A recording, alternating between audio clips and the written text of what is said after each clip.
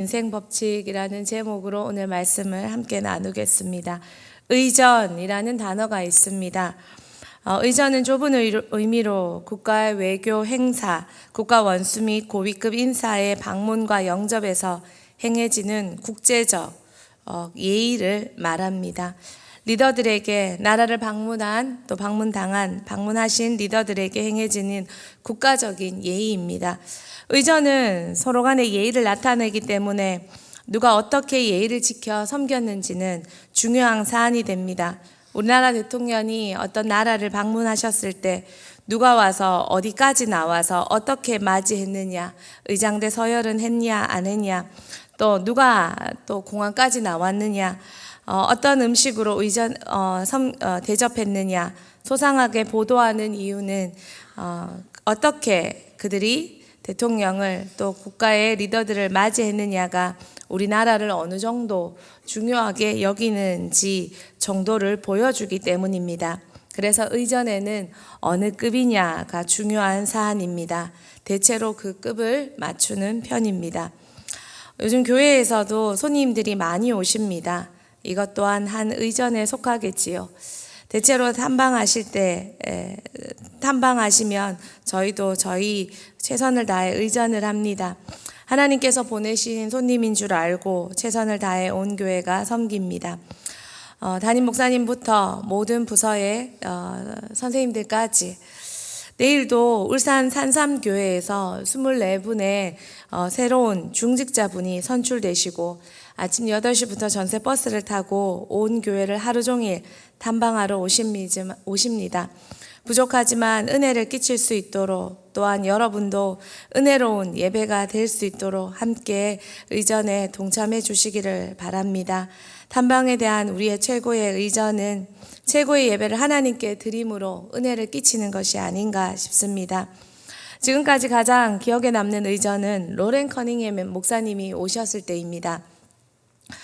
그분이 오셨을 때 사전 준비 메일이 아주 세밀했던 것이 기억에 남습니다. 또한 동선과 경호까지 나와 있는 것을 보면서 와, 이렇게까지 하나라는 생각이 들었었습니다. 그런데 생각해 보면 한 나라를 방문하실 때 대체로 대통령과 가장 국가 원수부터 만나는 그분의 국제적인 지위를 생각하면 이렇게까지 하는구나를 생각해 볼 수 있었습니다. 그러면서 질문이 들었습니다. 우리는 우리 마음에 모신 하나님께 어떤 의전을 하고 있을까? 우리는 하나님, 예수님, 내 마음에 들어오세요 라고 그분을 맞이했습니다. 그분을 주인으로 모셨습니다. 그리고 우리는 일평생 그분을 모시면서 그분에 대해 어떤 의전을 펼치고 있는가? 우리 인생의 많은 문제, 매 순간 하루를 사는 동안 우리는 그분과 어떤 관계를 맺고 또 그분에게 질문은 하고 있을까? 그분을 모시고 있지만 주인이라고 말하지만 뒷방에 그냥 던져놓은 어떤 물건처럼 아니면 손님처럼 그분과 외면한 내 맘대로 내 뜻대로 내 지혜대로 인생을 살고 있지는 않은가. 그러면서 문제 터지면 쪼르르 달려가서 그 문제를 겨우 고하는 수준은 아닐까. 오늘 성경에 우리와 아주 비슷한 사람이 나옵니다. 야곱입니다. 야곱을 통해 하나님께서 인생에 대해 가르쳐 주신 한 가지를 이야기하고자 합니다. 그리고 우리는 야곱처럼 안 되면 좋겠다라는 그 원리를 빨리 습득했으면 좋겠다 싶습니다. 하나님 모셔놓고 자기 힘으로 자기께로 살다가 의전에 실패해서 평생 돌아간 인생 말고 말입니다. 말씀을 같이 보겠습니다. 첫 번째입니다. 인생의 앞길이 막막할 때입니다. 형의 장자권을 빼앗고 자기에게로 모든 관계를 다 얽혀버리게 만든 후에 도망가야 되는 순간, 그래서 앞길이 막막할 때, 어디로 갈지도 모르겠고 어떻게 살아야 될지도 모를 때 하나님이 그의 입으로 강제적으로 하나님을 의뢰하는 인생이 되도록 만들어 버리십니다. 도망가는 인생, 자기 손으로 모든 것을 다 얽혀버리고 마서 하나님은 정말 지 맘대로 사는 야곱에게 천사라는 거대한 장면을 보여주십니다. 그리고 그의 입에서 하나님이시라는 분 앞에 내가 이렇게 자신의 인생을 의뢰해야 되는구나 하며 인생을 의뢰하도록 만들어 버리십니다. 결국 자기가 할 수 없는 상황 앞에서 말입니다. 우리 창세기 28장 20절에서 22절 말씀 같이 한번 보겠습니다. 야곱이 서원하여 이르되 하나님이 나와 함께 계셔서 내가 가는 이 길에서 나를 지키시고 먹을 떡과 입을 옷을 주시며 내가 평안히 아버지 집으로 돌아가게 하시오면 여호와께서 나의 하나님이 되실 것이요 내가 기둥으로 세운 이 돌이 하나님의 집이 될 것이요 하나님께서 내게 주신 모든 것에서 10분의 1을 내가 반드시 하나님께 드리겠나이다 하였더라. 아멘. 우리는 우리 힘으로 살다 보니 하나님을 모시고 살면서도 하나님께 의뢰할 줄 모릅니다. 우리가 하나님을 모시고 모시고 살면서 그 지혜로운 하나님, 능력 많으신 하나님, 사랑 많으신 하나님께 제대로 매 순간 잘 물어보고 가르쳐 주시는 대로 배운 대로 살았더라도 우리 삶은 이런 어려운 일들은 없었을 것입니다. 그런데 우리는 참 아랠 줄 모르고 지도받지 못합니다. 한마디로 그분을 제대로 그분답게 의존하지 못합니다. 하나님은 가르쳐 주십니다. 전생애를 걸쳐서 말입니다. 야곱의 시작은 거대한 문제 앞에 거대한 존재로서의 하나님이 얼마나 크신 분인지 사닥다리를 오르내리는 천사와 하나님의 음성을 듣고서야 비로소 인식합니다. 그리고 고백합니다. 하나님 날 도와주시면 이제서야 겨우 하나님께 의뢰합니다. 나를 지켜주시면 우리도 그랬습니다. 하나님 모시는 곳이 이런 것이구나. 하나님께 이렇게 여쭤봐야 되는구나. 겨우 인식한 순간이 있었습니다. 그러면서도 자꾸 잊어갑니다. 기도 따로 문제 따로 하나님 모시는 것 따로 사는 것 따로 내 힘으로 열심히 살다가 예수 믿는 게 와 이리 힘드노 기도하는 건 와 이리 힘드노 모셔놓고 그분을 전혀 의뢰하지 못한 채 여전히 내 힘으로 사는 우리가 하는 말이 그렇습니다. 여러분 하나님 발견하셨고 그분의 거대한 능력을 믿고 계신다면 매일매일 그분을 전적으로 의뢰해서 야곱이 한 고백이 매일의 고백이 되고 매 순간의 고백이 되어서 그분 모시고 살 줄 아는 그분에게 배우고 살 줄 아는 그분에게 의탁하고 살 줄 아는 지혜로운 저와 여러분이 되기를 소망합니다. 두 번째입니다. 결국 관계의 문제가 터졌을 때입니다. 야곱은 외삼촌 집에 가서 결혼도 하나님 이렇게 도와주시면 이라고 말해놓고 나서도 여전히 야곱은 지 맘대로 삽니다. 결혼도 지 맘대로 했습니다. 그래서 졸제 아내가 4명이나 되고 자식은 13명이 되었습니다. 재산 증식도 제 맘대로 했습니다. 그래서 관계가 완전히 꼬여버렸습니다. 도망갔던 외삼촌 집에서도 적이 되어버려서 결국은 외삼촌 집에서도 못 사는 인생이 되었습니다. 이스라엘 백성이 앞에는 홍해, 뒤에는 애굽 군대가 쫓아올 때 광야에 서 있는 것처럼 이러지도 못하고 저러지도 못하고 서 있는 것처럼 야곱도 앞에는 에서, 뒤에는 라반, 결코 돌아갈 수 없는 라반의 집, 그렇다고 맘 편하게 달려갈 수 없는 아버지 집, 그 사이에 두고 잠들 수 없는 밤을 홀로 시냇가에 서 있습니다. 그가 하나님의 인도를 받는 결혼과 하나님의 인도를 받는 재산 증식이었다면 이렇게 여전히 쫓기는 인생, 잠 못 드는 인생이 되었을까요? 여전히 하나님 모시고도 자기 힘으로 사는 인생, 궁지에 처했으면서도 그 야복강 앞에서 밤에 잠 못 들면서도 여전히 하나님께 의탁하지 못하고 하나님께 도움 구하지 못하는 인생. 야곱에게 하나님은 다시금 찾아오셨습니다.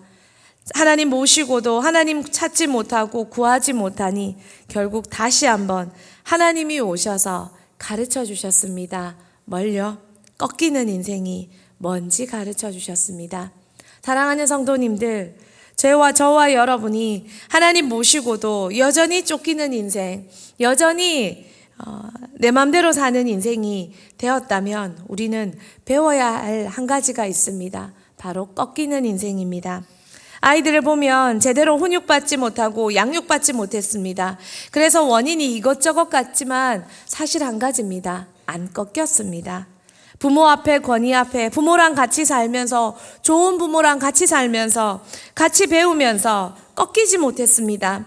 그래서 내 맘대로 하다가 어렵고 힘들고 관계도 어렵고 상황도 어렵고 여러 가지 어렵습니다. 꺾이지 않는 사람은 친구들도 싫어합니다. 그러니 관계도 어렵습니다. 급기야 가족 관계도 힘들어집니다. 그런데 아이들만 그럴까요?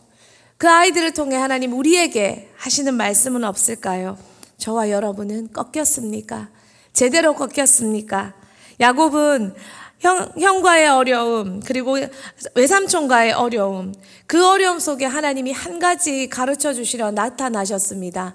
바로 꺾이는 인생입니다. 창세기 32장 24절 25절 같이 읽겠습니다. 야곱은 홀로 남았더니 어떤 사람이 날이 새도록 야곱과 씨름하다가 자기가 야곱을 이기지 못함을 보고 그가 야곱의 허벅지 관절을 치매 야곱의 허벅지 관절이 그 사람과 씨름할 때에 어긋났더라. 야곱이 하나님을 먼저 찾는 게 아니라 문제 속에 하나님 찾아오셨습니다. 그리고 그의 환도뼈, 그의 남은 자존심, 그의 남은 힘을 꺾어버리셨습니다. 무엇을 원하십니까? 하나님은 우리에게 무엇을 원하고 계실까요? 하나님을 하나님으로 모시는 인생, 하나님을 의뢰할 줄 아는 인생, 물을 줄 아는 인생, 배울 줄 아는 인생, 들을 줄 아는 인생, 그 인생은 바로 자아가 꺾인 인생입니다. 참 들을 줄 모릅니다. 참 배울 줄 모릅니다. 참 지도받을 줄 모릅니다. 왜 그렇습니까? 자아가 시퍼렇게 살아있기 때문입니다. 3살만 돼도 싫어 안 해. 내 맘대로 옷 입으려 합니다. 내 맘대로 신발 신으려 합니다. 시절에 때에 맞게 계절에 맞게 또 장소에 맞게 옷 입을 줄도 모르면서도 살아나는 자아는 내 맘대로 하려 합니다. 그러다가 어떻게 됩니까? 한 찰 맞고 울어서야 결국 그 전쟁이 끝이 나는 것처럼 우리도 마찬가지입니다. 하나님 앞에 참 꺾일 줄 모릅니다. 그래서 여러 가지 문제가 일어나고 나서야 하나님 찾아오시고 또 깨닫습니다. 아, 꺾이지 못했구나. 내 자아가 시퍼렇게 살아 있었구나. 문제는 강제적으로 우리를 꺾어줍니다. 꺾습니다. 그런데 알고 보면 모든 문제가 다 그런 건 아닙니다. 여러분, 세상 사람들이 왜 문제 앞에 결국 급기야 인생을 포기하고 극단으로 가지 않더라도 은둔형 외톨이로 그 인생을 포기한 채 살아가는 사람들이 왜 그렇습니까? 결국 문제 앞에 자아가 꺾지 못하고 결국은 자아를 회피한 채 평생 병 속으로 여러 가지 중독 속으로 숨을 때 문제는 우리를 더 큰 두려움과 아픔으로 숨게 만듭니다. 하지만 하나님의 사람, 하나님의 은혜는 문제 속에 찾아오셔서 우리를 꺾어주십니다. 꺾어주시는 건 오히려 은혜입니다. 그분의 사랑과 훈계와 은혜가 나를 꺾어주시는 것입니다. 잠언 26장 12절 말씀 같이 봅시다. 나 스스로 지혜롭게 여기는 자를 보느냐 그보다 미련한 자에게 오히려 희망이 있느니라. 잠언 3장 7절 말씀입니다. 스스로 지혜롭게 여기지 말지어다 여호와를 경외하며 악을 떠날지어다. 왜 꺾이는 인생이 되어야 했습니까? 왜 문제 속에 하나님이 거꾸로 찾아오셔야 됐습니까? 스스로 지혜롭다 여기며 살아왔기 때문입니다. 아닌 것 같아도 문제는 결국 내가 나를 지혜롭다고 여긴 그 영역에서 하나님을 온전히 의뢰하지 못하고 하나님의 말씀을 온전히 듣지 못하고 내 맘대로 살았던 영역에서 문제는 일어나는 것입니다. 그 밤에도 남은 꾀를 다 써서 남은 가족과 재산을 앞서 보내고 강 건너게 한 후에 홀로 잠 못 드는 그가 기도했을까요? 아니요. 그랬다면 찾아오신 하나님을 알아봤을 것입니다. 그리고 하나님이 그에게 오시자마자 그는 하나님께 의뢰했을 것입니다. 그분 앞에서 그분과 의뢰하고 그분을 동행하며 살지 못했기 때문에 그분 도움받고 살아보지 못했기 때문에 늘 자기 힘으로 살아야 했기 때문에 야곱은 찾아오신 하나님마저 이기려 들었습니다.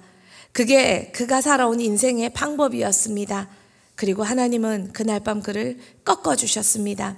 사랑하는 성도님, 문제가 생겼습니까?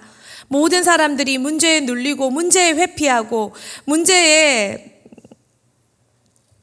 지는 인생이 될 때 사랑하는 성도님들과 저는 문제로 인해 하나님 앞에 꺾이는 인생이 되기를 소망합니다. 그것이 더 큰 축복입니다. 꺾여야 합니다. 꺾여야 삽니다. 꺾여야 압니다. 꺾여야 됩니다. 그래서 꺾으셨습니다.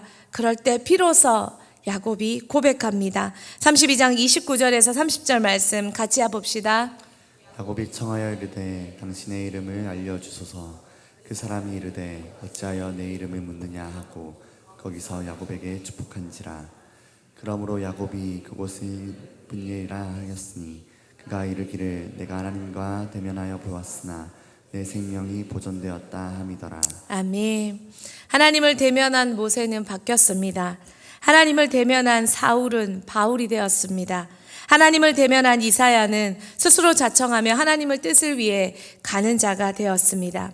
하나님을 대면한 야곱은 온전히 바뀌었습니까? 하나님을 대면한 여러분과 저는 온전히 바뀌었습니까? 참 오랜 시간 걸렸습니다. 야곱은 참 오랜 시간 걸렸습니다. 저와 여러분은 야곱을 통해 좀 더 그 시간이 단축되었으면 좋겠습니다.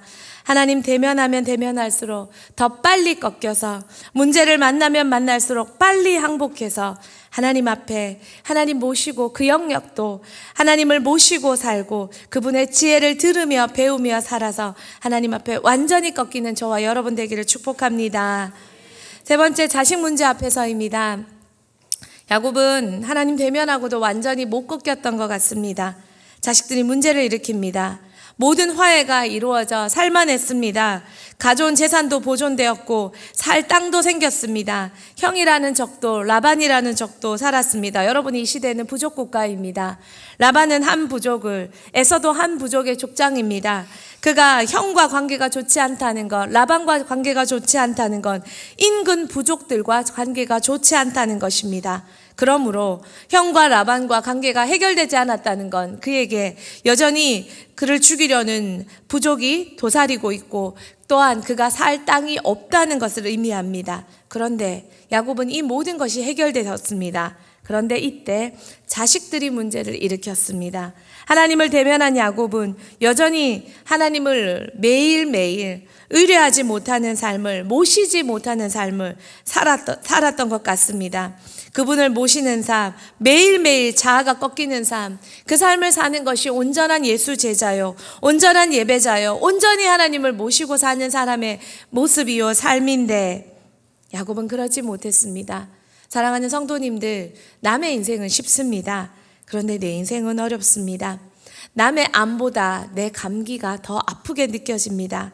그게 우리입니다. 남의 인생은 훈수도 두고 권면도 하고 지도도 합니다. 그러나 내 인생은 잘 안 됩니다.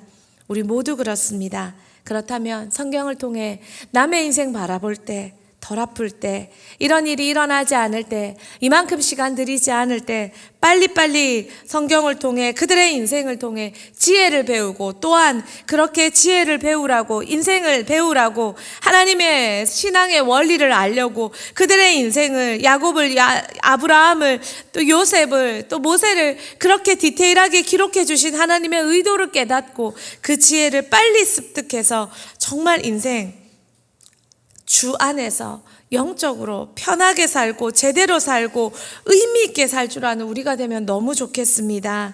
하나님이 우리에게 원하시는 것은 날마다 그분 앞에 죽고 그분으로 사는 것, 그분을 제대로 모시고 사는 인생입니다. 누가복음 9장 23절 같이 읽겠습니다. 또 무리에게 이르시되 아무든지 나를 따라오려거든 자기를 부인하고 날마다 제 십자가를 지고 나를 따를 것이니라. 고린도전서 15장 31절도요. 형제들아, 내가 그리스도 예수 우리 주 안에서 가진 바 너에 대한 나의 자랑을 두고 단언하노니 나는 날마다 죽노라. 날마다. 왜 하나님은 우리에게 매일매일 만나를 주시고 매일매일 기도하라 하시고 매 순간 11조를 드려라 할까요? 몰빵 한 번에 끝나면 안 될까요? 우리 자아는 남성분들의 수염처럼 매 순간 매일매일 자랍니다. 그래서 매일매일 자기 부인이 필요합니다. 야곱은 그 많은 경험을 뒤로하고도 날마다 죽지 못했습니다. 그래서 날마다 키워야 되는 자식들이 그렇게 자랐습니다. 딸은 세상의 딸들 보러 나갔습니다. 세상 구경하러 갔습니다. 왜 애들이 그렇게 세상 구경하고 싶어서 시내 간다고 졸라댑니까? 시내 가고 싶어 합니까? 그들의 관심이 아직도 세상에 있기 때문입니다. 야곱의 딸이 세상 보러 나갔다가 좋지 않은 일을 당했습니다. 또한 아들들은 혈기로 거짓 약속을 하고 사람을 죽였습니다. 그것도 한 부족의 남자들을 죽여버렸습니다. 그것도 리더들을 말입니다. 세상 사람들과 아무것도 다를 바 없습니다. 정말 날마다 죽은 아비가 키운 자식들의 모습이 이 정도일까요? 자녀 맘대로 안 됩니다. 이런 일도 있고 저런 일도 있을 수 있습니다. 그러나 지금 야곱의 자녀들은 너무 극단입니다. 너무합니다. 가문이 이미 망해가고 있었는데 야곱은 몰랐습니다. 그리고 겨우 이런 일이 일어나고 나서야 우리 자녀가 이 정도였구나. 이제 겨우 알게 되었습니다. 하나님은 야곱에게 또 이렇게 말씀하십니다. 창세기 35장 1절 말씀입니다. 야곱에게 이르시되 일어나 베델로 올라가서 거기 거주하며 내가 내 형 에서의 낯을 피하여 도망하던 때에 내게 나타났던 하나님 거기서 제단을 쌓아라 하신지라. 그때 하나님은 아직도 의뢰하지 못하고 매일매일 하나님을 섬기지 못하는 야곱에게 하나님은 하나님과 함께하는 삶으로 초청하십니다. 제단의 삶, 하나님께 매일매일 번제가 무엇입니까? 상번제가 무엇입니까? 아침 저녁으로 하나님 앞에 드리는 예배입니다. 매일매일 그렇게 하나님을 의뢰하는 인생, 그 인생으로 돌아오라고 하나님은 초청하십니다. 그냥 그대로 사는 것이 아니라 정말 하나님 앞에 제대로 사는 인생, 무엇이 문제였고 어디서부터 잘못되었는지. 마지막 네 번째입니다. 마지막 남은 하나를 드릴 때 야곱이 디나 사건 이후로 매일매일 죽는 삶이 무엇인지 배웠고 알게 되었습니다. 그리고 베델에서 살았습니다. 하나님께 살라 하신 곳에서 이전보다 더 하나님을 가까이 하고 하나님을 예배하며 살았는 것 같습니다. 그러나 여전히 야곱의 인생은 부족했던 것 같습니다. 자식을 잃었습니다. 가장 사랑하는 라헬이 낳은 맏아들 요셉을 잃었습니다. 짐승에게 물려 죽었다고 전해 들었습니다. 그런데 그 죽은 이유가 자기가 보낸 심부름에서 죽었습니다. 얼마나 부모 가슴에 못이 되었을까요? 자식 죽은 것도 참 씻을 수 없는 고통인데 그 죽음의 원인이 내가 보낸 심부름입니다. 얼마나 그 죄책감과 자책감이 컸을까요?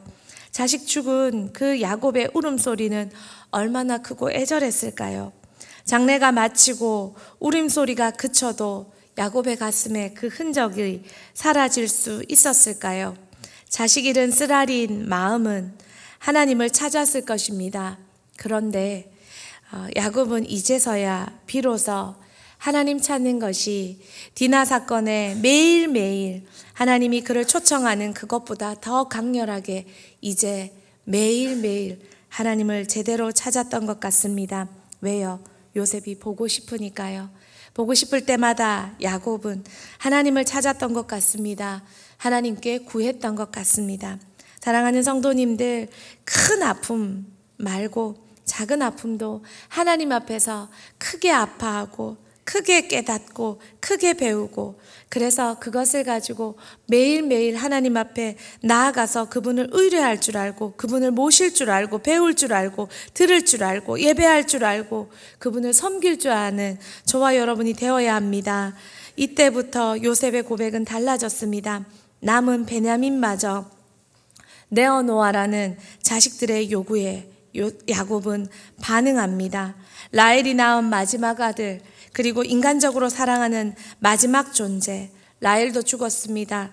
요셉도 죽었습니다. 그리고 이제 마지막 남은 베냐민 아브라함에게 있어 이삭 같은 존재가 지금 마지막 남은 베냐민이 야곱에게 그런 존재가 아닐까요?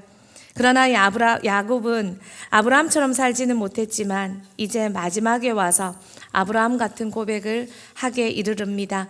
창세기 43장 14절 말씀 같이 봅시다. 전능하신 하나님께서 그 사람 앞에서 너희에게 은혜를 베푸사 그 사람으로 너희 다른 형제와 베냐민을 돌려보내게 하시기를 원하노라. 내가 자식을 잃게 되면 이르리로다. 자기 힘으로 안 된다는 걸 고백합니다. 달라고 하신 하나님께 돌려드립니다. 야곱은 자기의 소유를 포기합니다. 뺐던 인생에서 이제 처음으로 뺏기는 인생, 그것도 자발적으로 드리는 인생이 되었습니다. 여러 가지 문제는 그의 손에서 그가 움켜쥐었던 것을 빼앗아 갔습니다. 그러나 이제 야곱이 빼앗기는 게 아니라 뺏는 인생에서 드리는 인생, 자발적으로 드리는 인생이 되었습니다. 그것이 아들이라 할지라도 말입니다. 그분께 내어드리며 그분의 주권을 인정합니다. 이르면 이르리라. 하나님 달라 하시는데 뭐라 하겠습니까? 하나님이 내어놓으라 하는데 뭐라 하겠습니까? 요셉 이후 그는 분명 달라졌습니다. 삶은 시간이 흐른다고 성숙하지 않습니다. 노쇠하는 건 누구나 시간이 흐르면서 다 가지는 모습입니다. 하지만 성숙은 하나님과 동행한 사람만이 가지는 복입니다. 성인 나이가 너무 많습니다. 시간이 지났다고 다 어른이 되는 건 아닌 것 같습니다. 성숙할 줄 아는 사람은 하나님 모시고 그분께 바른 의전을 매일매일 드리는 사람만이 하나님 앞에 매일매일 예수 닮은 모습으로 성숙해져 가는 것 같습니다. 그래서 참 두렵습니다. 노쇠해져 가는 인생이 성숙해지지는 못해서 사람 앞에 하나님 앞에 누가 될까 봐 참 두렵습니다. 말씀을 마무리하고자 합니다. 하나님 모시고 계십니다. 하나님 합당한 삶과 예배, 그분께 합당한 의전을 드리고 있습니까? 외교적으로 급이 다른 의전을 할 때 큰 결례가 됩니다. 나라 관계마저도 상할 수 있습니다. 우리는 하나님께 급이 맞는 의전을 드리고 있습니까? 남의 인생은 쉽습니다. 야곱이 일생을 걸쳐 우리에게 보여준 인생, 하나님 알아도 하나님 제대로 알지 못하고 그래서 일평생 마지막에 와서 겨우 알게 된 삶의 진리를, 삶의 지혜를 우리는 빨리 깨달아 하나님 한 분 제대로 모시고 제대로 예배드리고 제대로 모셔드려서 빨리 배워보는 건 어떨까요? 야곱을 따라가는 나의 삶이 이제는 돌이켜서 하나님 제대로 모시고 그분께 의뢰하고 꾀대로 경험대로 학식대로 교양대로 사는 삶이 아니라 말씀대로 사는 삶이면 어떨까요? 잠언 3장 5절에서 7절 말씀이 있습니다. 우리 같이 봅시다. 마음을 다하여 여호와를 신뢰하고 내 명철을 잃지 말라. 너는 범사에 그를 인정하라. 그리하면 내 길을 지도하시리라. 스스로 지혜롭게 여기지 말지어다.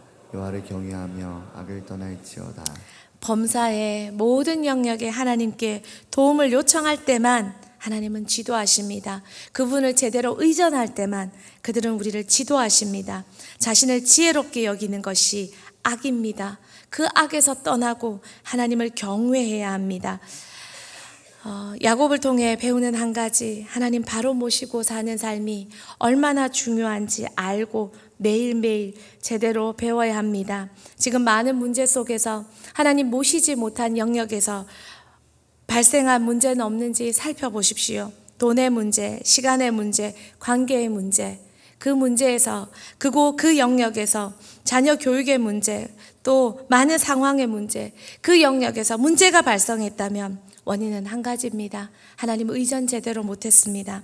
하나님 우선순위 못했습니다. 하나님 진리대로 살지 못했습니다. 하나님 배우지 못했습니다. 하나님 그 영역에서 하나님 예배하지 못했습니다.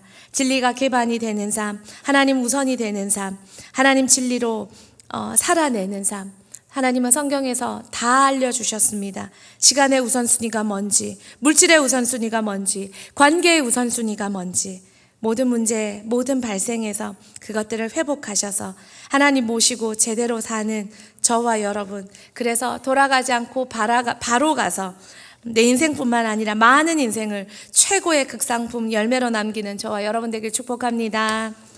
예, 시간이 많이 가서 기도하겠습니다. 오늘 공동체 팀파워 있는 날입니다. 제자반 사역반의 가장 중요한 시간입니다. 여러분 다 함께 기도해 주셔서 야곱 같은 우리 모두가, 특별히 제자반 사역반이 빨리 돌이켜서 하나님 제대로 모시는 제자의 삶 살게 하시고, 그들을 위해 중보하는 우리 모두도 제자 훈련 다 사역 훈련 마무리했는데 다시 제자로 돌아가서 문제 속에 돌아오는 게 아니라 문제 없어도 제대로 배우는 우리 모두가 되게 하여 주시옵소서. 같이 기도하겠습니다. 그리고 또 장례 당하신 가정과 또 이번 주 탐방하시는 모든 분들에게 하나님의 은총과 은혜가 넘치도록 우리 함께 중보하겠습니다.